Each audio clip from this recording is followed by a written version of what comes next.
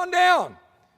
Let's debate the proposition that we're going to do anything other than spend more money that we don't have.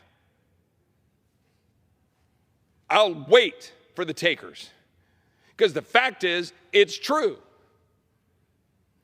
And it's both sides of the aisle. Because here's what will happen.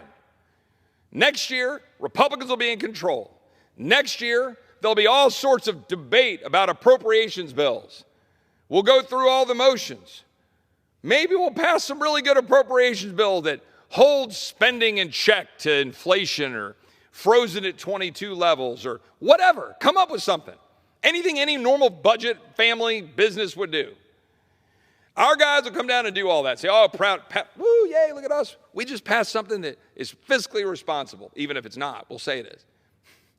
Then what? We'll barrel forward. The Senate won't accept it.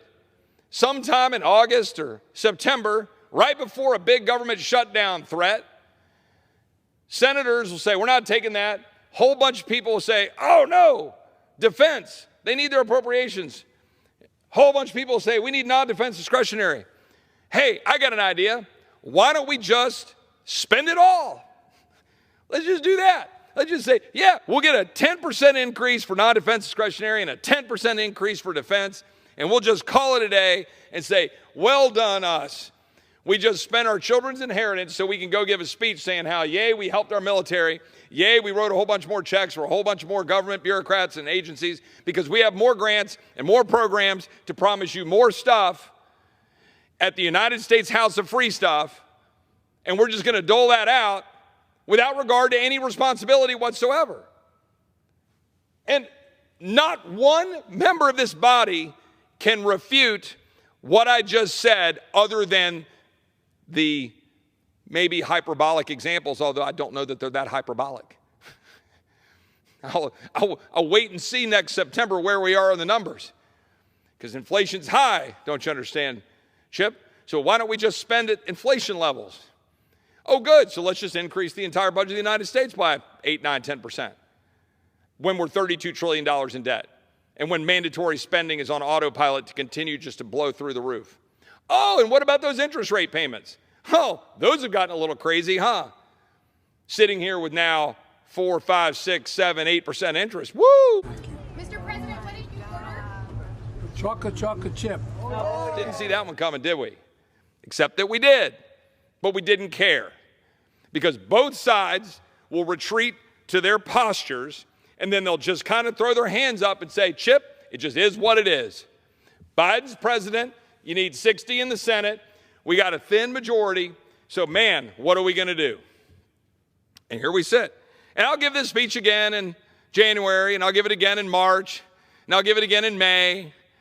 And then we'll be here in September, and I hope someone can prove me wrong, but I'll take the bet. There'll either be a CR, because we can't come to an agreement, which means we're spending at this year's levels, which is, I guess, somewhat fiscally better, but bad for defense and bad for how you do things, or there'll be a massive bunch of spending. That's it. Those are your choices. There will not be reasonable, sit down, do the job of what we're supposed to do. I believe I'm going to get in trouble about I need to go do a radio interview, so I think I'm going to have to walk off the floor now. But here's the thing. I'm just asking any one of the members of either side of the aisle to say, are we going to stop doing that? At some point, are we going to stop doing that? Stop spending money we don't have.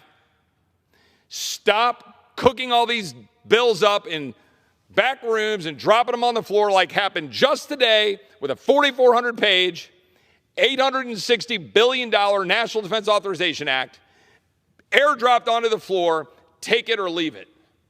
So I left it, and I have to vote against defense, which is not exactly where I want to be. But I'm sure as heck not going to continue to go down this road and look at my kids and grandkids one day and say, well, too bad, your country's bankrupt. I hope my colleagues will wake up tomorrow and say they want to avoid having to say the same thing to their kids or grandkids. With that, Mr. Speaker, I'll yield back.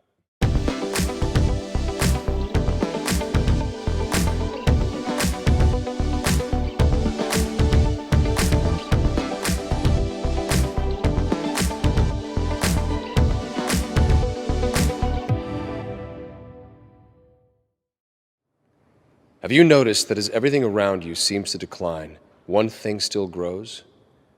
It is the power of your rulers. None of their plans and directives have solved your problems or made your life better. The only result has been their increased control over you at the cost of your freedom. Do you know why? You gave them the power.